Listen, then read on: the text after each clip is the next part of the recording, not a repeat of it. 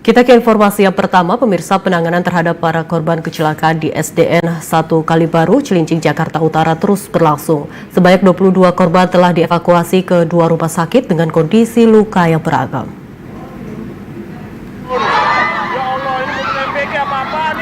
9 orang yang menjadi korban atas kecelakaan yang melibatkan mobil SPPG kini menjalani perawatan intensif di RSUD Koja. Para korban ini masuk dalam kategori luka berat. Sementara 13 korban lainnya dirawat di RSUD Cilincing dengan 10 orang mengalami luka ringan dan 3 sisanya luka sedang. Di RSUD Cilincing, korban dengan luka ringan telah diperbolehkan pulang setelah mendapat perawatan. Adapun 3 korban luka sedang masih harus menjalani rawat inap untuk pemantauan lanjutan. Hingga saat ini pihak kepolisian masih melakukan penyelidikan terkait penyebab kecelakaan dan pengambilan keterangan dari pihak-pihak terkait.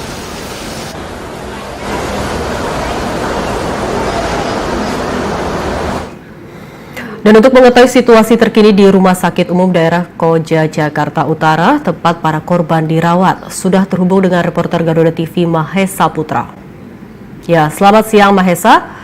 Berapa jumlah korban saat ini di RSUD Koja dan apa saja sebenarnya penanganan yang dilakukan bagi para korban di sana? Silakan laporan Anda. Juga pemirsa dari RSUD Koja, Jakarta Utara, di mana memang di rumah sakit inilah para korban dengan kategori sedang hingga berat dilakukan perawatan secara intensif usai kecelakaan yang terjadi pada Kamis pagi, di mana mobil SPPG ini menabrak kerumunan siswa dan juga guru pada saat mereka sedang menjalani kegiatan literasi pagi yang memang ini menjadi morning routine.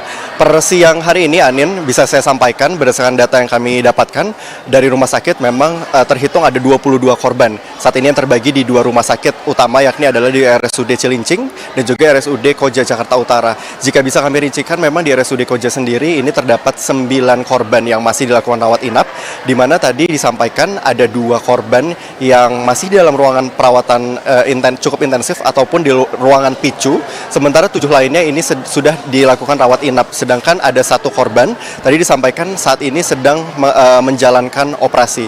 Kemudian di samping itu juga di Rumah Sakit Umum Daerah Cilincing, Jakarta Utara ini masih terdapat 3 korban yang dilakukan rawat inap. Memang sebelumnya ini ada 13 korban, namun ini di kategori kecil dan juga sedang, sehingga untuk 10 korban dengan kategori kecil ini sudah boleh dipulangkan usai mendapatkan perawatan secara intensif, sementara 3 korban lainnya ini masih dilakukan perawatan di ruangan rawat inap.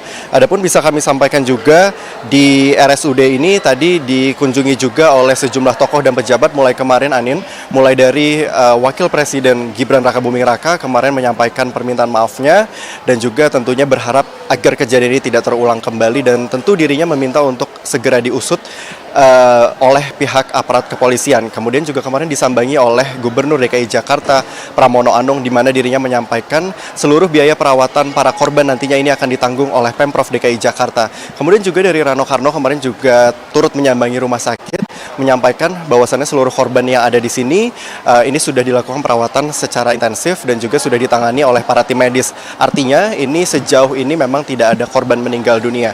Sementara tadi juga disambangi oleh Ketua Komnas HAM dan juga Komisi Perlindungan Anak. Ini tadi disampaikan dirinya sudah mengunjungi Rumah Sakit Umum Daerah Cilincing, kemudian melanjutkan perjalanannya ke Rumah Sakit Umum Daerah Koja. Dirinya mengatakan anak-anak ini berangsur-angsur membaik kondisinya, bisa berkomunikasi dengan mereka dengan baik, namun memang ada 1 korban ini yang memang sedang mengalami ataupun menjalankan operasi itu sendiri.